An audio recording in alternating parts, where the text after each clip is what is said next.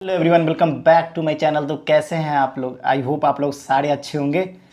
तो ये जो वीडियो है वो स्ट्रैटेजी के ऊपर है। जो भाई का नेवी एसएसआर का फर्स्ट फेज क्लियर हो गया है, अब बचे हुए 5 से 7 या 10 दिन के अंदर क्या क्या करेंगे ताकि उनका सिलेक्शन कंफर्म होगा। सारे बातें बहुत ज़्यादा इंपॉर्टेंट है, सारे बातों को ध्यान सुनना, वैसे ही करना, बाकी कुछ मत करना। सबसे पहला आपके बात करते फिजिकल की, ठीक है। सबसे पहला मुद्दा आता है फिजिकल की। तो वो फिजिकल की ऐसा सीन है ना, 6.5 मिनट टाइम इस बार दे रखे हैं।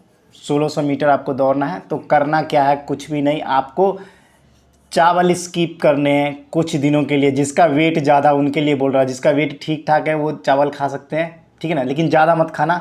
फ्रूट्स का सेवन करो आप, चना मूंग रेगुलर सुबह शाम 2 टाइम, और अनार का जूस रेगुलर पीना है, और साथ में दूध 1 गिलास हॉर्लिक्स के साथ। इतने आपको डाइट लेनी है। साथ में जो मैं भी लेता हूँ, साथ में आपको अगर आपकी रनिंग लग रहा है, आपको 6.5 मिनट तक आ जा रहा है तो ठीक है, एक टाइम रनिंग करो चलेगा। जिस बच्चे का 7-7.5 मिनट लग रहा है, 8 मिनट लग रहा है, उनके लिए बाकायदा ध्यान देने की जरूरत है कि आपको 2 टाइम रनिंग करना नेसेसरी है, ठीक है। अब पहले एक टाइम में टाइम लगा के दौड़ो, दूसरे जैसे सुबह में आप टाइम लगा के दौड़ो और शाम में करो क्या आप। आपको दौड़ना किस लिए है?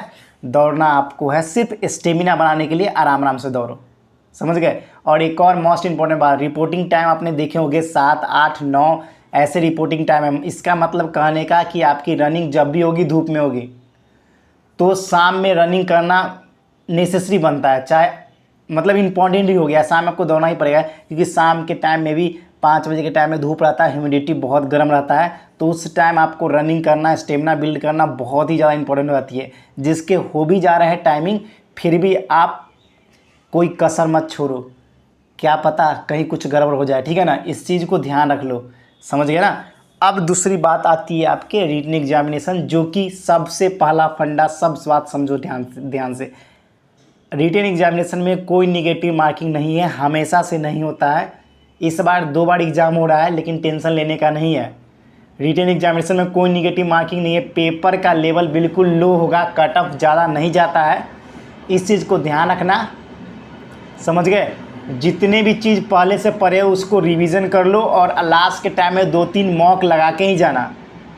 2-3 मॉक लगाना बहुत ज़्यादा इम्पोर्टेंट है आपके लिए। मॉक लगा के जाना, जितने पढ़े उसको रिवीजन कर लेना, एक बार देख लेना, सारे बेसिक कॉन्सेप्ट को देख लेना बस।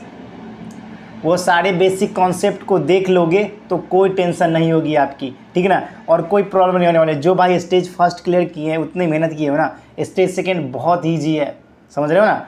रिटन एग्जामिनेशन बहुत ईजी है, आसानी से कर लोगे, ठीक है। बस आप अभी से जितने भी पढ़े उसको सिर्फ रिवीजन कर लेना है, मॉक टेस्ट 3-4 लगा लेना, ठीक है। इस पर भी फोकस करना है। कम से कम 5, 6, 7, 8 घंटे पढ़ने हैं। पढ़ाई के साथ साथ हमें फिजिकल भी पे ध्यान देना है, ये तो बनता है बॉस।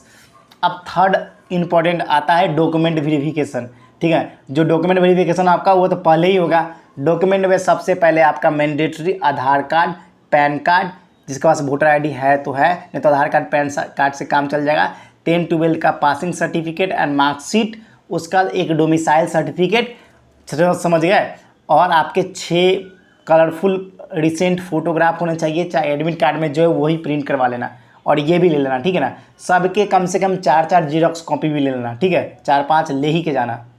अब ध्यान से सुनो, बहुत इंपॉर्टेंट बात करने जा रहा हूँ, वो ध्यान से सुनो। अब देखो, एक चीज़ बहुत सारे भाइयों का ये बहुत क्यूरी आ रहा था कि भैया ये जो डॉक्यूमेंट वेरिफिकेशन में होंगे ना वो स्टेट वाली, अरे भैया वो डोमिसाइल सर्टिफिकेट होता है ना, वो आप किस स्टेट से बिलोंग करते हैं उसको चेक करने के लिए होता है, ठीक है ना। तो वो डोमिसाइल सर्टिफिकेट बनता है, बनवा लेना, चाहे पहले का हुआ वो लेके जाना। बस उसमें शो होना चाहिए कि आप बिहार से हो तो बिहार का, क्योंकि सेक्शन वाइज बिहार का अलग अलग स्टेट का अलग अलग कट ऑफ जाता है, इस वजह से, ठीक है।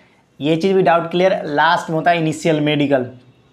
देखो इनिशियल मेडिकल में सिंपल एक ही बात समझो, जो बच्चे रेगुलर रनिंग करते हैं उनको मेडिकल कोई अनफिट होने वाला चांस ही नहीं बनता। आपको नॉर्मल से यही कान नाक आँख यही सब चेक करेंगे, ठीक है। ज़्यादा टेंशन लेने की बात नहीं है, ठीक है। इसमें क्वालिफाई हो जाओगे, ये सब हो गया आपका। उसके बाद आपको शॉर्ट लिस्टेड के रिजल्ट जो है कुछ ही दिनों के बाद आपको वेबसाइट पर देखने को मिल जाएगा, समझ गए। तो ये सारे प्रोसेस हैं, और ऐसे स्ट्रैटेजी आपको भी फॉलो करने हैं, बशर्ते ध्यान रखना अभी के टाइम में आपको पानी ज़्यादा से ज़्यादा पीना है, क्योंकि अगर 2 टाइम रनिंग करोगे तो बॉडी को हाइड्रेट रखने के लिए ज़्यादा से ज़्यादा पानी पीना बहुत ज़रूरी है, समझ गए। इस चीज़ को ध्यान रखना।